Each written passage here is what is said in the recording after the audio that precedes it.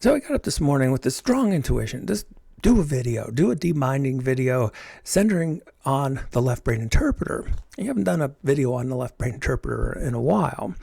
And if you do follow this channel for a long time, that's all we talked about. The left brain creates interpretations about the world around it to try to make sense of it, to try to predict the future. And it does this with language, it does it with categories, and so often it uses language as the voice in the head. In fact, it's very difficult to stop this mechanism. If you've ever tried to get to sleep, it was the voice in the head that was probably creating intrusive thoughts and kept you up all night.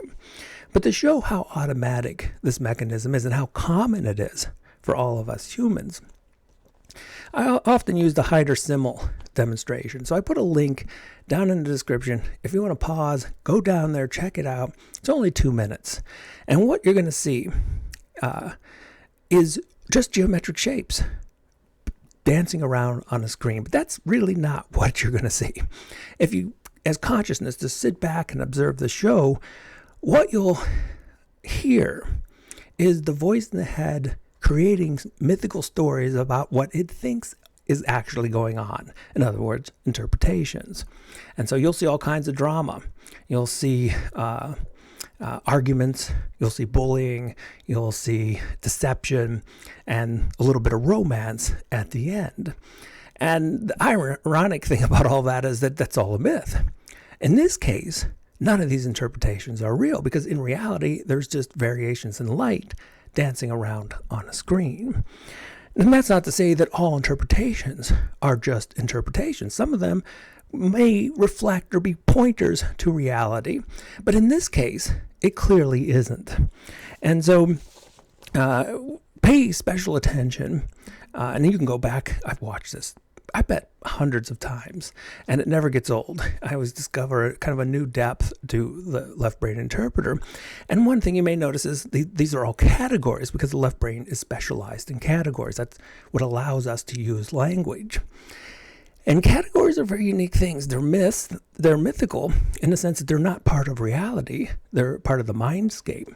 And they turn all the wonderful individual variation into things we believe to be real, these groups and us and them. And that's one of the things that seems to be going on, that the us and them categories seem to be very prevalent these last few weeks. And it's a good reminder to take us back to our individuality, these individual meat suits, rather than these fictitious categories. But we can also ask, which world do we want to live in?